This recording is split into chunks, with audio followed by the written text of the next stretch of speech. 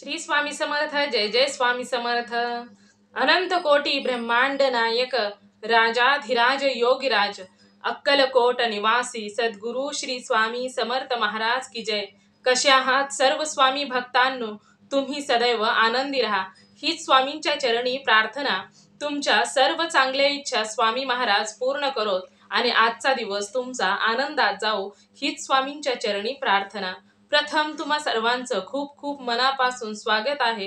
तुमच्या सर्वांच्या स्वामी अनुभवांनी बनलेला भक्त आम्ही स्वामींचे या चॅनल मध्ये मित्र आणि मैत्रिणींनो, श्री स्वामी समर्थ आणि स्वामींच्या लीला खरोखरच ज्या भक्ताने मनापासून श्री स्वामी समर्थांची भक्ती केली ना, त्या भक्ताला श्री स्वामी समर्थांचे अनुभव आल्याशिवाय राहत नाहीत। मित्र आणि मैत्रिणींनो, याच बरोबर असं देखील आहे की जी लोक चांगली कर्म करतात तर त्या लोकांकडे देखील श्री स्वामी समर्थ त्या लोकांना देखील भक्ती करायला लावत असतात। म्हणजे त्यांच्या आयुष्यामध्ये कोणता ना कोणता चमत्कार हे करतात आणि त्यानंतर मग ते लोक ती स्वामींची भक्ती करायला सुरुवात करत असतात।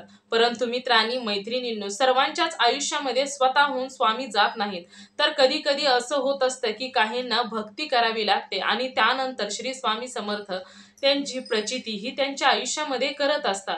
मित्र आणि मैत्रिणींनो, श्री स्वामी समर्थ असं दैवत आहे की तुम्ही कोणत्याही रूपामध्ये स्वामींना पहा तर त्या रूपामध्ये श्री स्वामी समर्थ हे त्या भक्ताला दर्शन देत असतात। श्री स्वामी समर्थांनी खूप काही असे भक्त आहेत की त्या भक्तांना त्यांच्या कुलदैवतेमध्ये दर्शन दिलेलं आहे।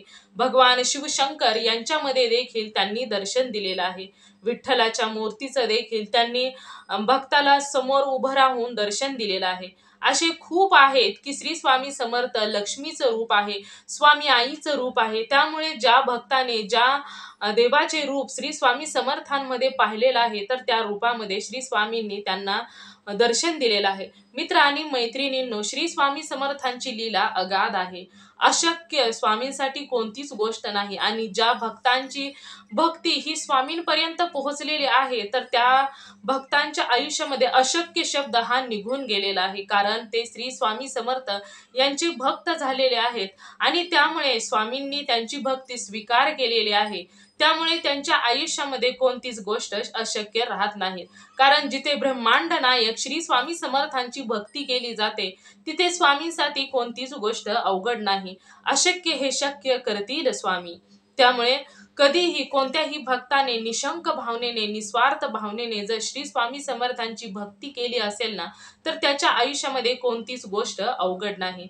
मित्र आणि मैत्रिणींनो, आज मी तुम्हाला जो अनुभव सांगणार आहे तो एका भक्ताचा अनुभव आहे आणि त्या भक्ताला तुम्ही ओळखता देखील, कारण ते महाराष्ट्राचे सुप्रसिद्ध आदेश बांद्रेकर आहेत आणि त्यांची पत्नी ही सुचित्रा बांद्रेकर। तर हा अनुभव या दोघांपैकी कोणाला आला तर हा अनुभव हा सुचित्रा बांद्रेकर आणि आदेश बांद्रेकर या दोघांनाही आला असं म्हटलं तरी देखील चालेल।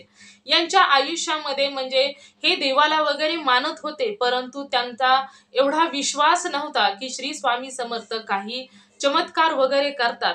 मित्र आणि मैत्रिणींनो, हा अनुभव आपल्याला त्यांनी सांगितलेला नसून तर सुचित्रा बांद्रेकर या ताईंनी हा अनुभव ट्विटरवर शेअर केला होता। तर हा अनुभव त्यांनी असा सांगितला की आपल्या आयुष्यामध्ये देखील श्री स्वामी समर्थांनी चमत्कार केला। त्यांना सुरुवातीला श्री स्वामी समर्थान चमत्कार वगैरे करतात किंवा असे चमत्कार करतात याविषयी विश्वास नव्हता। चला तर मग त्यांचा अनुभव त्या ताईंच्या शब्दामध्ये मांडूया। ताई सांगायला सुरुवात करतात, सर्वात प्रथम तुम्हा सर्वांना श्री स्वामी समर्थ, जय जय स्वामी समर्थ। माझे नाव हे सुचित्रा बांद्रेकर आहे आणि हे तुम्ही माझ्या मिस्टरांना सर्वजण ओळखतात, कारण मिस्टरांचं नाव हे आदेश बांद्रेकर आहेत आणि ते महाराष्ट्राचे सुप्रसिद्ध कलाकार देखील आहेत। आता सुरुवातीपासून सांगायचं जर म्हटलं तर माझ्या आयुष्यामध्ये आम्ही देव असतात परमेश्वर असतात हे दोघेही मानत होतो, परंतु देव असे चमत्कार करतात हे मात्र आम्ही कधीच मानत नव्हतो। कारण ईश्वर आहेत या जगामध्ये हे आम्हाला माहित होतं, परंतु देव अशा वेगवेगळ्या प्रकारचे चमत्कार करतात किंवा कोणकोणत्या काही लोकांचं काहीतरी वेगळं सांगणं असतं तर असं करतात यावरती आम्हाला विश्वास नव्हता। आमची म्हणजे आदेश बांद्रेकर यांची आई जी होती ती स्वामींची भक्ती करायची, तिला स्वामींवर खूप विश्वास होता। म्हणजेच माझी सासूबाई, त्यांना खूप स्वामींवर विश्वास होता आणि त्या स्वामींची सेवा देखील करायच्या, भक्ती करायच्या स्वामींची. आणि आमच्या घरी श्री स्वामी समर्थांचा एक जुना, खूप जुना फोटो देखील होता. आईने श्री स्वामी समर्थांच्या सेवेसाठी आणलेला खूप वर्षापासून जुना फोटो आमच्या घरी होता. आणि त्याच्यावरती सेवा वगैरे करायच्या. परंतु काही दिवसानंतर असं झालं की आमच्या घरामध्ये श्री स्वामी समर्थांचा फोटो तर होता, परंतु आम्ही कधीच त्याची पूजा किंवा सेवा काहीही करत नव्हतो. घरामध्ये तो फोटो तसाच होता. आपण घरामध्ये जो फोटो आहे तो तसाच होता. आणि कधी कधी असं व्हायचं की म्हणजे मला श्री स्वामी समर्थांचे अनुभव ऐकायला म्हणजे आवडायचे, कारण मला वेगवेगळ्या गोष्टी ऐकायला खूप आवडायचं. आणि मग त्यावेळेस मी एके दिवशी आदेश देखील माझ्या जवळच झोपलेले होते आणि त्याच वेळेस मी श्री स्वामी समर्थांचा एक अनुभव ऐकला. आणि तो अनुभव असा एक अविश्वसनीय अनुभव होता. आणि त्या अनुभवामध्ये खूपच वेगळं असं काही सांगितलेलं होतं. तर तो अनुभव ऐकल्यानंतर मला कुठेतरी असं वाटलं की हे खूप चुकीचं आहे.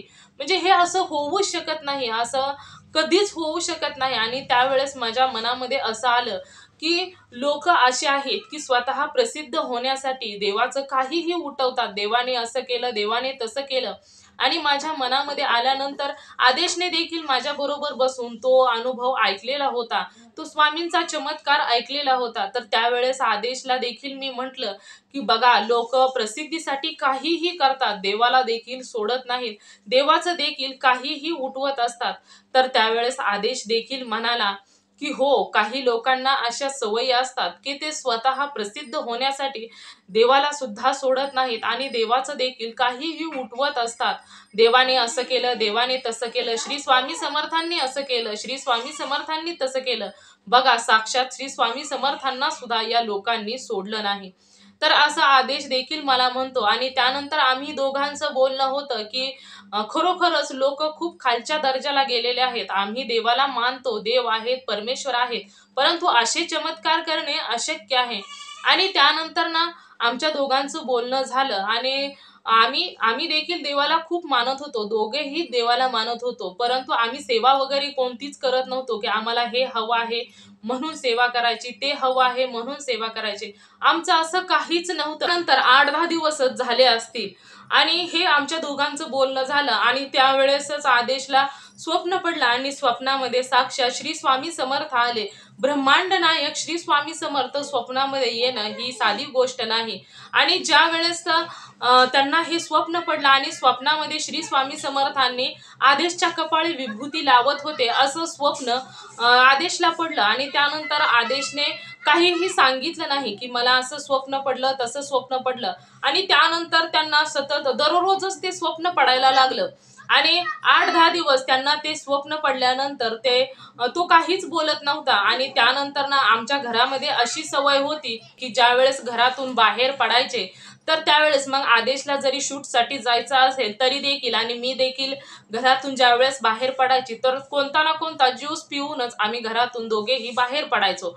आम्ही ज्यूस हा पौष्टिक घ्यायचो, म्हणजे कधी गाजराचा, कधी बीटचा, कधी ककडीचा, म्हणजे अशा पद्धतीने, कधी दुधीचा, अशा पद्धतीने ज्यूस वगैरे घ्यायचो आणि त्यानंतरच घरातून बाहेर पडायचो, अशी आमची सवय होती. आणि त्यानंतर ना एक वेळेस असं झालं की मग गुरुवारचा दिवस होता आणि मला देखील मीटिंगला जायचं होतं. त्यामुळे सकाळी मी पटपट उरकलं आणि आदेश त्या दिवशी निवांत होता. आदेशला कोणत्याही प्रकारचं काम वगैरे नव्हतं, त्यामुळे तो निवांत होता. आणि मग त्यानं काय केलं की तो पेपर वगैरे वाचत बसलेला होता आणि मी सकाळीच लवकर उठून सर्व काही आवरलं आणि दुधीचा ज्यूस केलेला होता आणि ज्यूस मी घेतला आणि त्यानंतर मी निघून गेले आणि त्याला देखील ग्लासमध्ये ज्यूस ठेवलेला होता.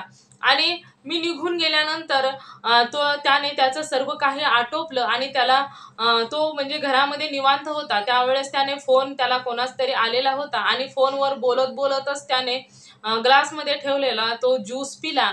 आणि ज्यूस पिल्यानंतर त्याला म्हणजे फोनवर बोलण्याच्या नादात त्याने काही एवढं लक्ष दिलं नाही, परंतु त्याला थोड्या वेळानं फोन ठेवल्यानंतर असं जाणवलं की तो दुधीचा ज्यूस हा खूपच कडवट लागत होता. आणि त्यानंतर ना मग म्हणजे त्याला असं म्हणजे कसं तरी व्हायला सुरुवात झाली की तो ज्यूस पिल्यानंतर ना की त्याला त्रास व्हायला सुरुवात झाली, म्हणजे सुरुवातीला मळमळ वगैरे व्हायला सुरुवात झाली.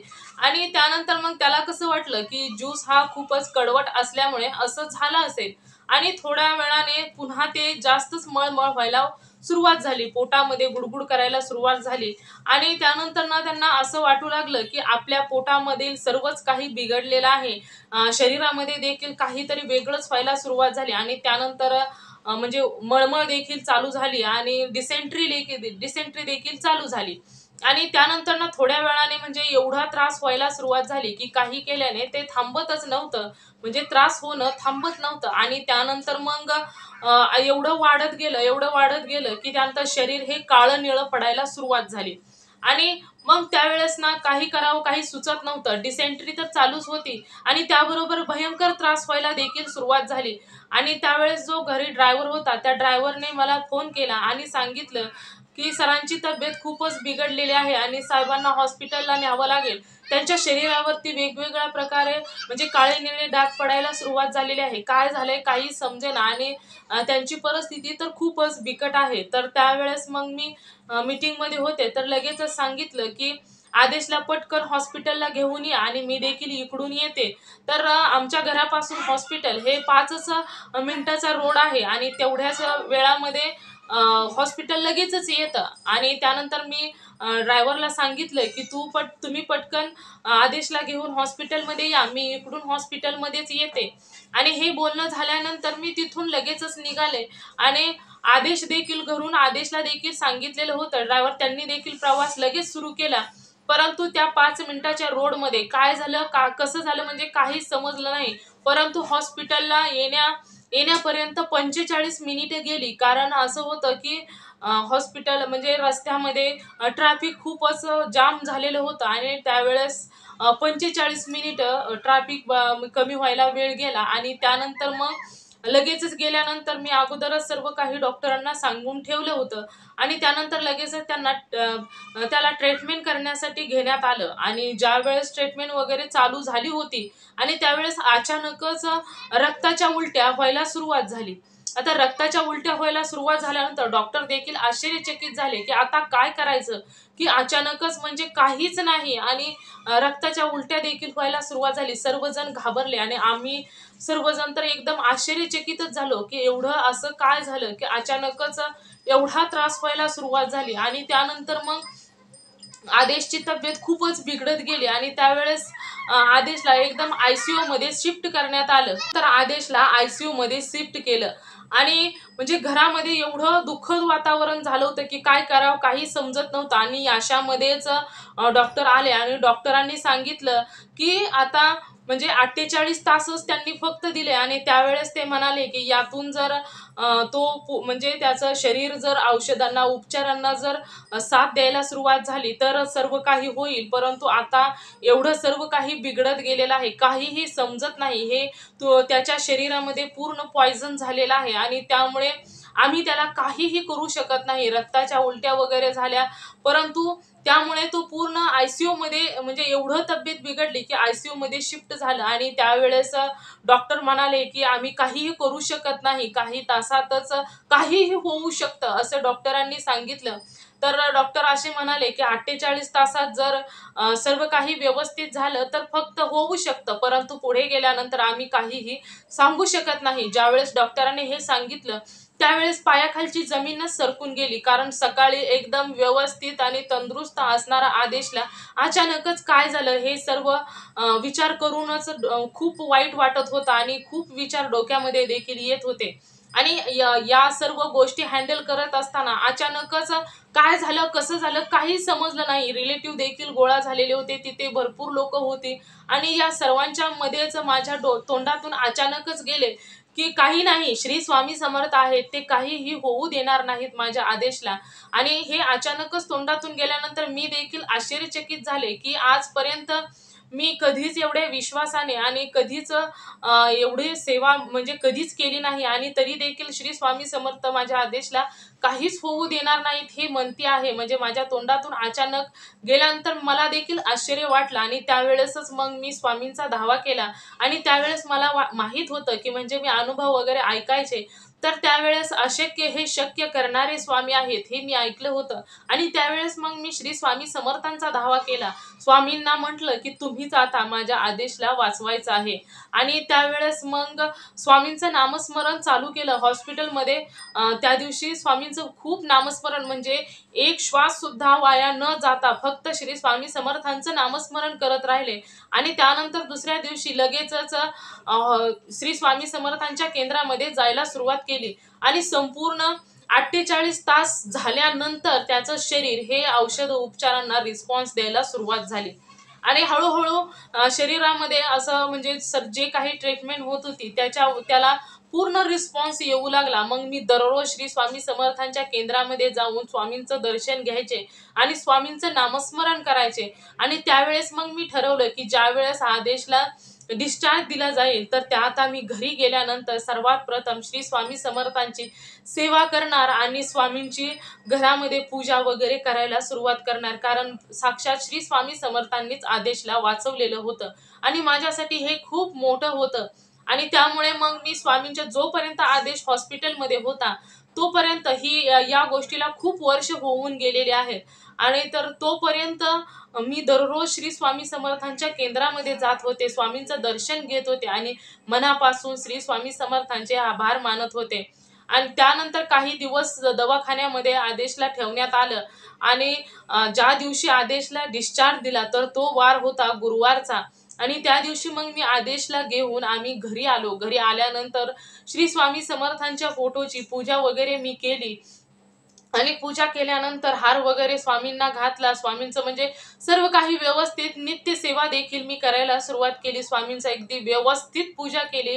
हार वगैरे घालून फुलं वगैरे सर्व काही अत्तर वगैरे लावून सर्व स्वामींची पूजा केली. आणि तेव्हापासून मग मी स्वामींची सेवा करायला सुरुवात केली. तसा म्हणजे आदेश एवढा पूर्णपणे बरा झाला नव्हता, परंतु त्याला डिस्चार्ज मिळालेला होता. त्याचे थोडेफार त्रास हा होत होता, परंतु एवढा जास्त त्रास होत नव्हता. आणि त्यानंतर मग मी दररोज स्वामींच्या सेवा, मी दररोज सकाळ संध्याकाळ दिवसभर स्वामींचं नामस्मरण करायचे. स्वामींची सेवा मग मी चालूच ठेवली. आणि एके दिवशी आदेशला पुन्हा स्वप्न पडलं की त्या स्वप्नामध्ये श्री स्वामी समर्थ आलेले आहेत आणि त्यांनी मला विभूती लावली कपाळी असं स्वप्न पडलं. तर त्यावेळेस आदेश माझ्या जवळ आला आणि आदेशने मला सांगितलं की माझ्या स्वप्नामध्ये म्हणजे मी ज्यावेळेस आजारी पडायचो होतो त्याच्या अगोदर 8-10 दिवस दररोज माझ्या स्वप्नामध्ये श्री स्वामी समर्थ येत होते आणि यायचे आणि माझ्या कपाळी विभूती लावून निघून जायचे. मला काही समजत नव्हतं, परंतु मी तुला सांगीन म्हटलं, परंतु तू देखील बिझी होती, तुझं देखील दररोजचं काम. आणि ज्यावेळेस मी एकटा असायचो घरी तर त्यावेळेस माझ्या लक्षात यायचं. आणि आता त्यानंतर ना मी विसरून जायचो. आणि त्यानंतर रात्री देखील मला असं स्वप्न पडलं आणि त्या स्वप्नामध्ये पुन्हा येऊन श्री स्वामी समर्थांनी माझ्या कपाळी विभूती लावली. आणि हे सर्व सांगितल्यानंतर मी म्हणजे त्यांचं सर्व काही ऐकून घेतलं आणि संध्याकाळच्या देवपूजेला गेले. तर तिथे गेल्यानंतर माझ्या एकदम आदेशने सांगितलेलं ते स्वप्न म्हणजे लक्षात आलं. आणि लक्षात आल्यानंतर मी श्री स्वामी समर्थांच्या फोटोकडे पाहिलं तर साक्षात श्री स्वामी समर्थांच्या फोटोतून थोडीशी उदी बाहेर येत होती. आणि ती उदी मी पाहिली आणि त्यावेळेस थोडीशी उदी श्री स्वामी समर्थांच्या फोटोच्या खाली देखील थोडी साठलेली होती. त्यानंतर मी संध्याकाळची पूजा वगैरे केल्यानंतर ते सर्व काही थांबलं. तर ती उदी जी होती स्वामींच्या फोटो खाली पडलेली, तर ती उदी मी एका सर्व काही गोळा केली आणि त्यानंतर मी ती उदी आदेशच्या कपाळी लावली. आणि तेव्हापासून मी दररोज सकाळ संध्याकाळ आदेशच्या कपाळी ती उदी लावायला सुरुवात केली. आणि त्यानंतर हळूहळू सर्व काही व्यवस्थित झालं. आदेश पूर्ण बरा झाला. आणि जेव्हापासून मी उदी लावायला सुरुवात केली ना तेव्हापासून काही दिवसातच आदेशची तब्येत सुधारली आणि तो पूर्णपणे बरा झाला. आणि तेव्हापासून श्री स्वामी समर्थांची सेवा देखील घरी चालू झाली. आणि हळूहळू सर्व काही व्यवस्थित होत गेलं. आदेशला देखील खूप चांगले चांगले पिक्चरसाठी किंवा चांगले चांगले काही कुठेही कोणत्याही प्रकारचं जर म्हणजे उद्घाटन वगैरे असेल तर तिथून पुढे आदेशला खूप प्रसिद्धी मिळत गेली. आणि आमचं घरात जशी परिस्थिती होती त्याहून देखील खूप सर्व काही कोणताही प्रयत्न कधीच वायाच गेला नाही. आणि तेव्हापासून आमच्या घरामध्ये प्रगती होत गेली, एवढी प्रगती होत गेली की आम्ही आता जगाच्या समोर आहे, की तुम्हा सर्वांना माहीत आहे की आदेश महाराष्ट्राचा सुप्रसिद्ध कलाकार आहे आणि त्यानंतर त्याला खूप कामं देखील भेटू लागली आणि माझ्या देखील सर्व काही व्यवस्थित झालं. आमच्या घरामध्ये सर्व काही सुखी कुटुंब झालं आणि हे सर्व स्वामींच्या कृपेने झालं आणि मी तेव्हापासून श्री स्वामी समर्थांची भक्ती करायला सुरुवात केली. म्हणजे मी स्वतः आम्ही दोघांनीही कधीच स्वामींची भक्ती केली नव्हती. कधीच कोणत्याच प्रकारे कोणत्याच देवाची भक्ती केली नव्हती. तरी देखील स्वामी माझ्या आयुष्यामध्ये आले. माझ्या आदेशला वाचवलं म्हणजे माझ्यासाठी ही खूप मोठी गोष्ट होती. घरामध्ये फक्त आम्ही मानत होतो ईश्वर आहेत, भगवंत आहेत. त्याबरोबर आम्ही कधीच याच्या व्यतिरिक्त कधीच सेवा देखील केली नव्हती. तरी देखील आदेशला वाचवलं म्हणजे हे न सेवा करता ईश्वर आपल्या आयुष्यामध्ये आले म्हणजे हे खरोखरच खूप मोठे आमचे भाग्य म्हणावे लागेल. त्यामुळे साक्षात ब्रह्मांड नायक श्री स्वामी समर्थ आमच्या मदतीला धावून आले आणि हे खूप मोठं आहे. काही लोक खूप सेवा करतात, खूप सेवा करतात, परंतु त्यांची खूप परीक्षा देखील घेतली जाते आणि आम्ही कोणत्याही प्रकारची सेवा न करता श्री स्वामी समर्थ आमच्यासाठी धावून आले आणि त्यानंतर ना आमच्या घरची प्रगती ही होत गेली. घरामध्ये खूप सर्व काही सक्सेस सर्वांनाच मिळालं कारण जिथे जिथे प्रयत्न करायचो तिथे तिथे कामे देखील खूप मिळायला सुरुवात झाली. आदेशला देखील आणि माझं देखील खूप चांगल्या पद्धतीने चालायला सुरुवात झाली. त्यामुळे आम्ही आमच्या आयुष्यामध्ये खूप सक्सेस होत गेलो आणि हे सर्व जे तुम्ही पाहत आहेत ते सर्व श्री स्वामी समर्थांच्याच कृपेने आमच्या आयुष्यामध्ये आलेलं आहे आणि ही सर्व काही स्वामींचीच लीला आहे. कारण जिथे स्वामी चरण तिथे न्यून काय. त्यामुळे स्वामींचे जिथे चरण आहेत ना तिथे कोणतीच गोष्ट कमी नाही. श्री स्वामी समर्थांवर फक्त विश्वास हवा आणि तोच विश्वास माझा स्वामींवर आहे आणि स्वामींनी माझ्या आयुष्यामध्ये सर्व म्हणजे फक्त यशस्वी स्वामी करत गेलेले आहेत. तर मित्र आणि मैत्रिणींनो, हा जो सुचित्रा बांदेकर या ताईंचा खरोखरच हा अनुभव खूपच छान होता. मला देखील खूप आवडला आणि त्यामुळे मी हा अनुभव वाचल्यानंतर मला देखील वाटलं की हा अनुभव त्यांचा ऐकला तर त्यावेळेस वाटलं की सर्वांच्या समोर हा अनुभव नक्कीच मांडावा. कारण आपण जेवढे अनुभव शेअर करतो ना तर तेवढे अनुभव स्वामी भक्तांना पाहायला मिळतात आणि जे काही लोक स्वामी भक्त नाहीत त्यांच्या देखील मनामध्ये श्री स्वामी समर्थांविषयी एक भावना निर्माण होते. आणि मित्र आणि मैत्रिणींनो, खरोखर सांगायचं जर म्हटलं तर स्वामींची जर इच्छा असते ना तर त्या भक्तांपर्यंत स्वामींचे अनुभव हे नक्कीच पोहोचत असतात. तर मित्र आणि मैत्रिणींनो, हा सुचित्रा बांद्रेकर या ताईंचा अनुभव खरोखरच खूप छान होता. श्री स्वामी समर्थांची लीला अगाध आहे हे सर्वांना माहीत आहे, परंतु स्वामी हे ब्रह्मांड नायक आहेत त्यामुळे त्यांचं लक्ष पूर्ण ब्रह्मांडावरती असतं. मित्र आणि मैत्रिणींनो, ज्या भक्तांना ज्यांची गरज आहे तर त्यांच्यापर्यंत श्री स्वामी समर्थ हे नक्कीच पोहोचत असतात. मित्र आणि मैत्रिणींनो, विश्वासाने आणि निस्वार्थ भावनेने केलेली सेवा ही नेहमी श्री स्वामी समर्थांपर्यंत पोहोचत असते. तर तुम्ही सुचित्रा बांद्रेकर या ताईंचा अनुभव तुम्हाला कसा वाटला नक्कीच मला कमेंट करून सांगा. आणि जर तुम्हाला देखील श्री स्वामी समर्थांचा अनुभव आलेला असेल, लहान असो किंवा मोठा असो, परंतु तुम्ही तुमचा अनुभव मी येथे तुम्हाला व्हॉट्सअप नंबर देते, तर या नंबरवरती तुम्ही तुमचा अनुभव हा शेअर करायचा आहे. तुमचा अनुभव ऐकून जो कोणी सेवक स्वामी सेवेत येईल याचे पुण्य तुम्हालाच मिळणार आहे. त्यामुळे तुम्ही तुमचा अनुभव हा नक्कीच शेअर करायचा आहे.